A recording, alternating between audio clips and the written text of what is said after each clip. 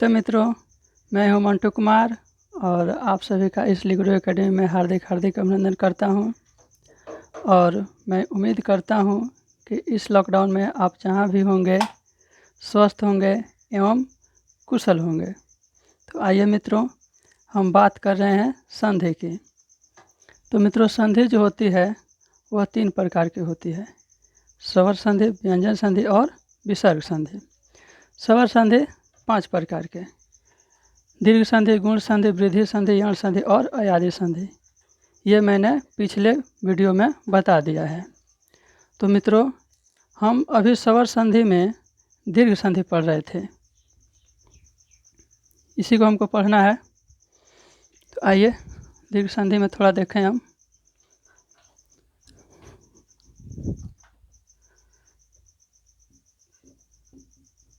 तो मित्रों, मैंने दीर्घ संधि में पिछले क्लास में बताया था कुछ। इसमें इसका सूत्र होता है अक सवर्णे दीर्घ। अक का मतलब मैंने बतला दिया था।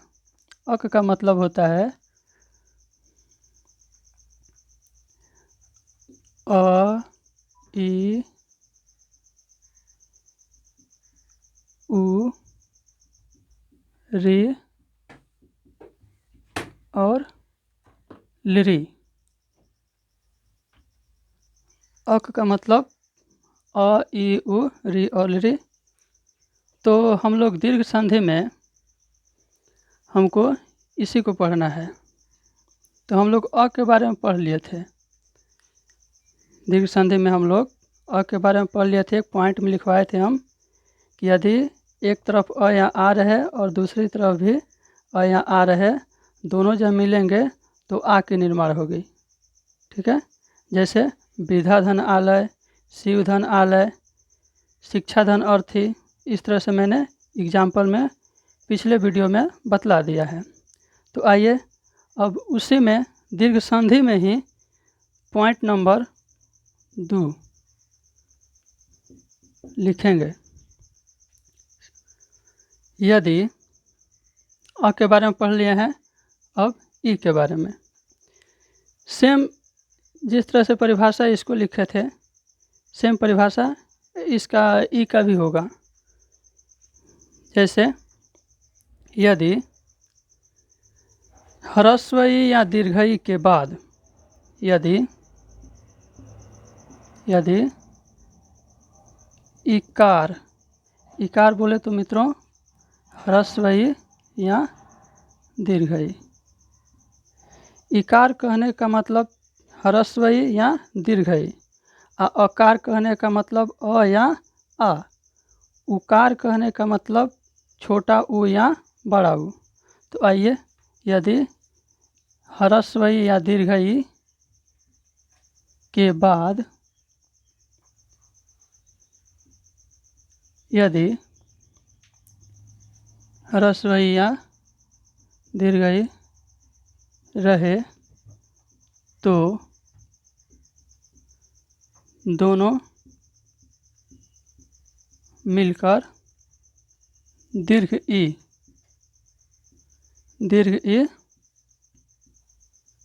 हो जाता है। सेम उसी तरह परिभाषा है। पिछले परिभाषा में हम बताए थे अ के बारे में कि यदि अ या आ के बाद, मतलब यदि अ वर्ण के बाद फिर से अ वर्ण रहता है तो दोनों मिलकर के आ बनेगा। सेम उसी तरह से ये भी होगा। यदि ई वर्ण के बाद, अर्थात यदि इकार के बाद फिर से इकार रहे तो दोनों मिलेंगे तो दीर्घ ई की उत्पत्ति होगी, दीर्घ ई का निर्माण होगा। परिभाषा में क्या है? यदि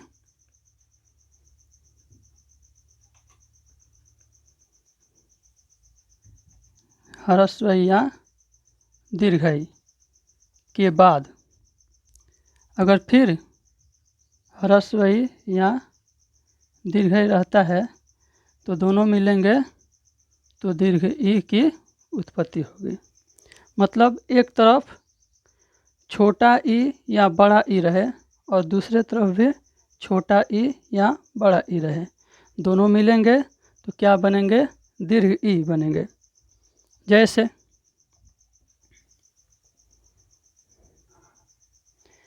जैसे में देख लेते हैं हम।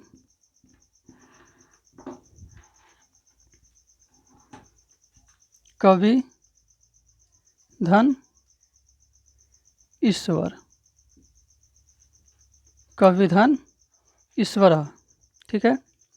तो मित्रों ये वी में कौन सी मात्रा छुपी हुई है, इसमें क्या छुपा हुआ है, हमको यही देखना है। इसमें ई छुपा है, कौन सा ई? छोटा ई यानी ह्रस्व ई।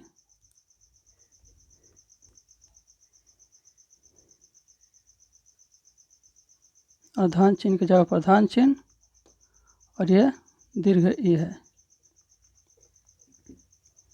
दोनों को मिलाएंगे कवि धन ईश्वर को तो कवीश्वर होगा। ये कवीश्वर किस तरह से हुआ, इसी के बारे में हम लोग यहाँ पे देख रहे हैं। वी में छोटा ई की मात्रा है और इधर बड़ा ई की मात्रा है। तो वी में से जब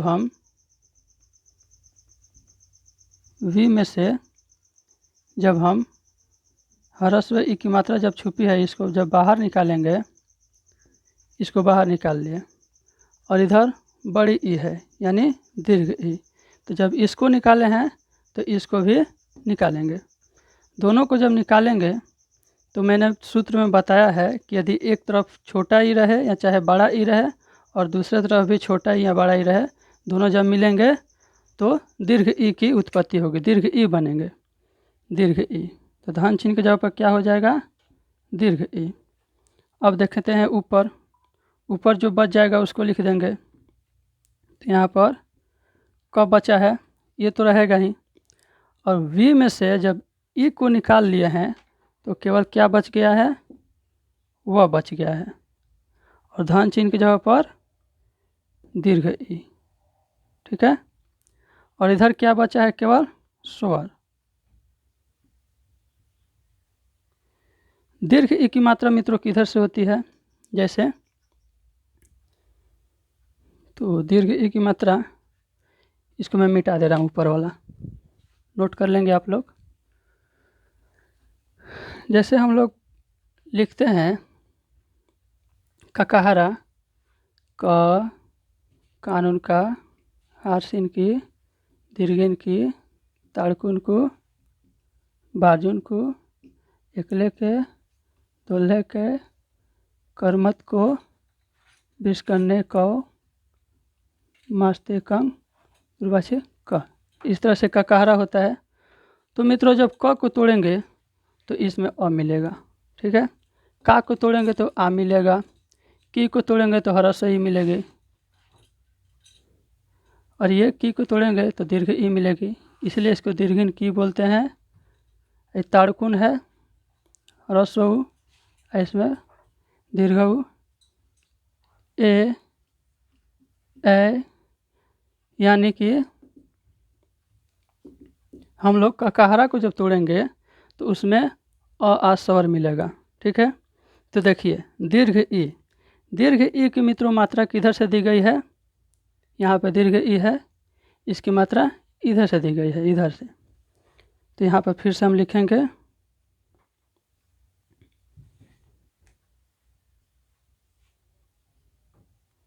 क।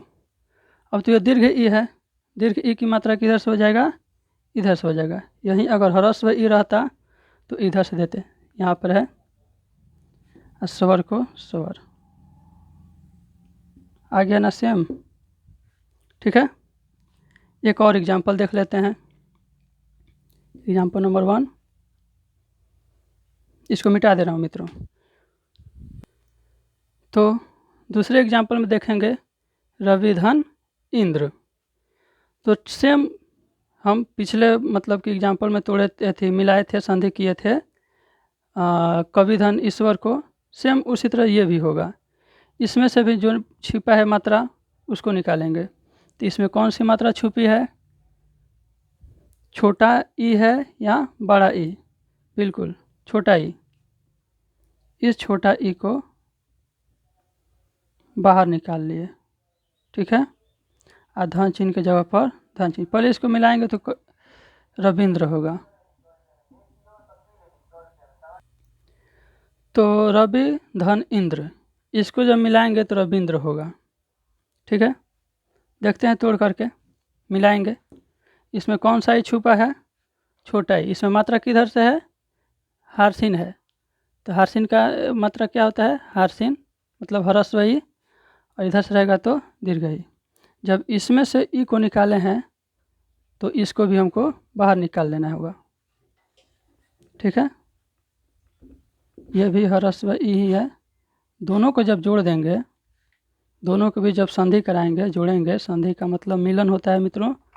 दोनों को जब जोड़ेंगे तो क्या बनेगा, हरस्व ई और हरस्व ई मिल करके दीर्घ ई। अर्थात मित्रों मैं पहले ही बता चुका हूँ कि एक तरफ छोटा ई या बड़ा ई रहे और दूसरी तरफ भी छोटा ई या बड़ा ई रहे, दोनों मिलेगा तो दीर्घ ई की ही उत्पत्ति होगी, दीर्घ ई ही बनेगा, ठीक है। तो देखिए दोनों जब मिलेंगे तो दीर्घ ई बनेगा। अब जो ऊपर बच गया है उसको देखते हैं। र का तो र, जब वी में से ई को निकाल लिए हैं तो क्या बच गया है मित्रों, वह बच गया है, ठीक है। और धन चिन्ह की जगह पर क्या हो गया है, दीर्घ ई, ठीक है।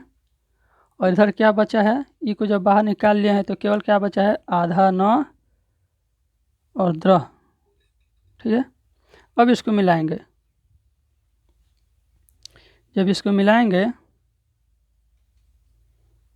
ये तो सेम रहेगा। अब ये जो बड़ी ई की मात्रा है, बड़ी ई की मात्रा किधर से रहेगा मित्रों, तो यहाँ से देख लीजिए। जब क को हटा देंगे तो मात्रा किधर से हो गई, इधर से कर देंगे। तो ये भी इधर से, बड़ी ई की मात्रा इधर से और छोटी ई की मात्रा इधर से। जैसे ये छोटी ई की मात्रा इसलिए इसको छोटी ई लिखे हैं,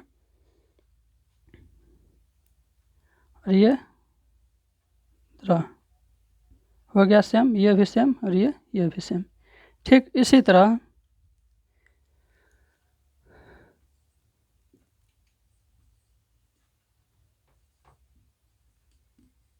लक्ष्मी धन ईशः मही धन इंद्रः। सेम इसी तरह से बनेगा। इस टाइप के जितने भी आएंगे इधर भी ई रहेगा और इधर भी ई रहेगा। अगर इस टाइप के क्वेश्चन आएंगे तो इसी तरह से संधि होगा, ठीक है। अब आते हैं दूसरे टॉपिक पर। तो दूसरे बात करें तो जिस तरह से सेम परिभाषा वही होगा मित्रों। अ वाला पढ़ लिए, ई वाला भी पढ़ लिए, अब ऊ वाले पर जाएंगे, ठीक है। तो तीनों का सेम ही डिफिनीसन होगा, सेम ही परिभाषा होगा। जैसे उसमें ई की परिभाषा क्या था, यदि इकार के बाद यानी यदि हरस्व या दीर्घ ई के बाद हरस्व या दीर्घ ई रहे तो दोनों मिलकर दीर्घ ई की उत्पत्ति होगी, ठीक है। लेकिन ऊ में सेम परिभाषा वहीं रहेगा, लेकिन यहाँ पर क्या हो जाएगा, हरस्व ऊ और दीर्घ ऊ। यहाँ पर भी हरस्व ऊ और दीर्घ ऊ दोनों मिलेंगे तो दीर्घ ऊ, ठीक है।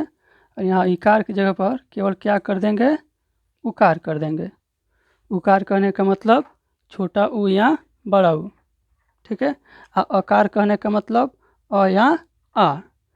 इकार कहने का मतलब छोटा ई या बड़ा ई, ठीक है। तो आइए परिभाषा बन गया सेम। अभी हम लोग मित्रों दीर्घ संधि में हैं, अभी हम लोग दीर्घ संधि में पढ़ रहे हैं। परिभाषा हो गया तीसरा नंबर, यदि उकार के बाद, उकार कहे तो ह्रस्व ऊ या दीर्घ ऊ के बाद यदि ह्रस्व या दीर्घ ऊ रहे, फिर से अगर रहता है ह्रस्व या दीर्घ ऊ रहता है तो दोनों मिलेंगे तो क्या बनेंगे, दीर्घ ऊ।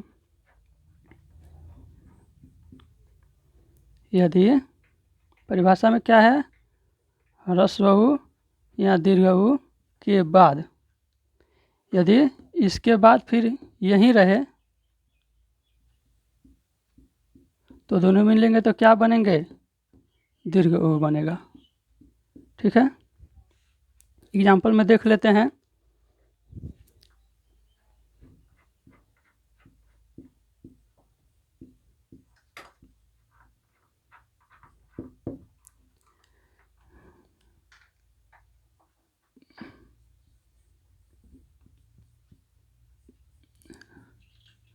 लघु धन उर्मी। ठीक है मित्रों, एग्जाम्पल में देख लेते हैं। लघु धन उर्मी। तो मित्रों यहाँ पे देखिए, लघु जिस तरह से यहाँ पर आ छुपा रहता था तो हम लोग आ निकालते थे, ई छुपा रहता था तो ई निकालते थे, लेकिन यहाँ पर अब ऊ वाला पे आएंगे।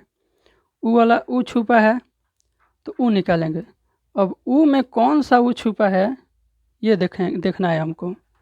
तो ये तारकुन है, इसके जैसा है ना, तो इसका मतलब छोटा ऊ, अर्थात यहाँ पर कौन सा ऊ छुपा है, छोटा ऊ। तो इस छोटा ऊ को क्या करेंगे मित्रों, बाहर निकाल लेंगे। जिस तरह से पहले ई को बाहर निकालते थे, अ को बाहर निकालते थे, उसी तरह से इसमें जो भी मात्रा छुपी होगी, अ छुपा होगा, ई छुपा होगा, ऊ छुपा होगा, री छुपा होगा, जो भी मात्रा इसमें छुपी होगी उसको क्या करेंगे, बाहर निकाल लेंगे। ठीक है, तो यहाँ पे क्या छुपा है, ऊ की मात्रा छुपी है, छोटा ऊ यानी ह्रस्व ऊ, और धन चिन्ह की जगह पर धन चिन्ह हो गया। और यहाँ पर कौन सी मात्रा है, जब इसमें से बाहर निकालें हैं तो इसको भी बाहर निकाल देंगे। इसमें बड़ा ऊ है यानी दीर्घ ऊ।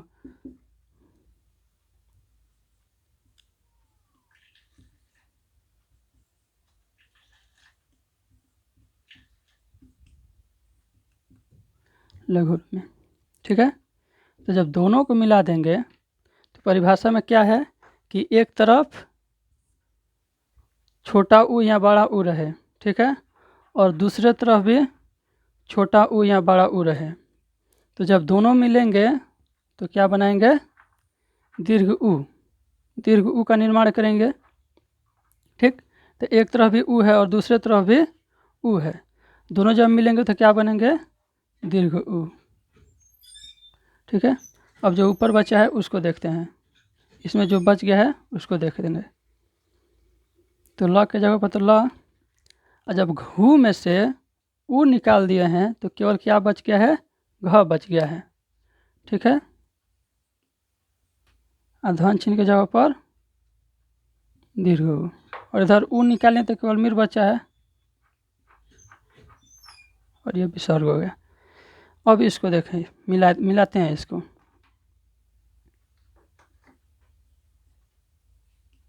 लघ में यानी घ में जब बड़ा ऊ की मात्रा लगाएंगे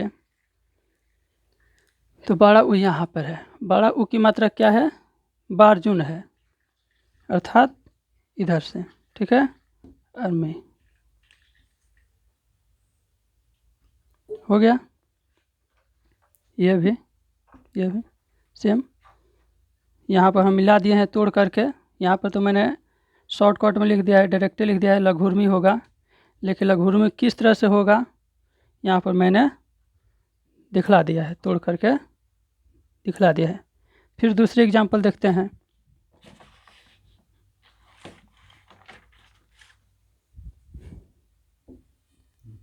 तो दूसरी एग्जांपल फिर से हम देख लेते हैं। जैसे भानु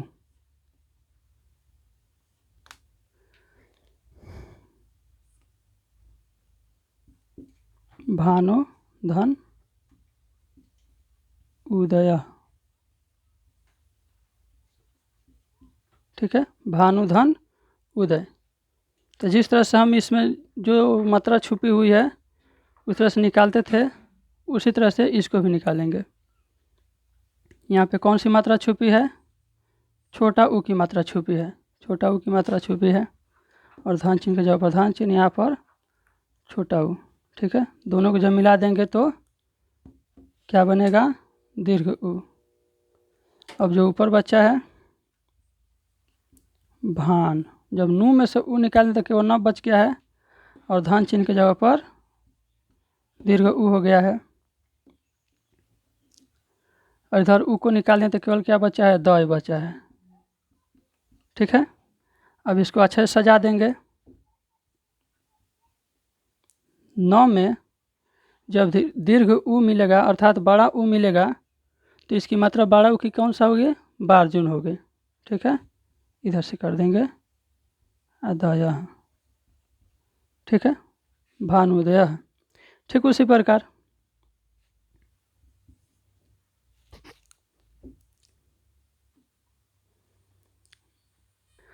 ठीक इसी प्रकार से इसको भी निकालेंगे, फिर इसको निकालेंगे, फिर दोनों को मिला देंगे। अर्थात जिस तरह से इसको हम किए हैं, तोड़ करके मिलाए हैं, संधि किए हैं, ठीक उसी प्रकार इसको भी आप लोग बनाइएगा। ठीक है, तो आइए अब री वाले पर जाएंगे। तो सेम परिभाषा होगा, यदि री ह्रस्वरी या दीर्घ री के बाद ह्रस्वरी या दीर्घ ई रहे तो दोनों मिलकर दीर्घ ई की उत्पत्ति करेंगे, दीर्घ उ की ई की निर्माण करेंगे। जैसे परिभाषा है, री या री ह्रस्वरी या दीर्घ री के बाद ह्रस्वरी या दीर्घ री रहे तो दोनों मिलेंगे तो क्या बनेंगे, दीर्घ री।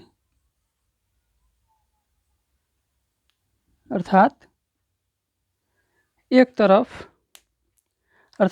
तरफ री रहे और दूसरी तरफ भी री रहे, दोनों मिलेंगे तो क्या बनाएंगे, दीर्घ री बनाएंगे।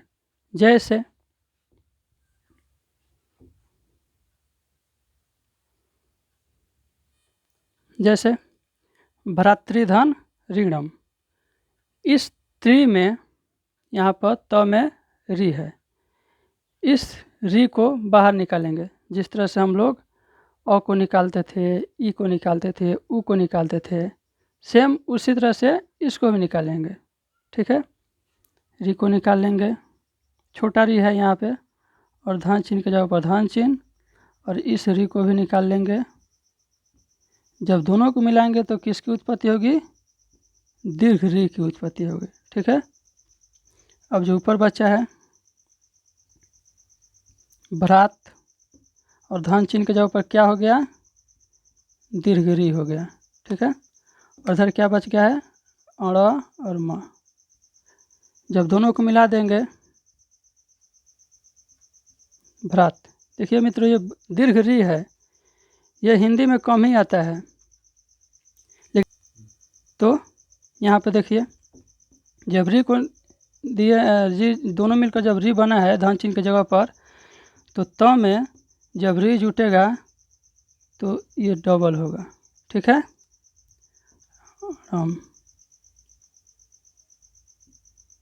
ठीक इसी प्रकार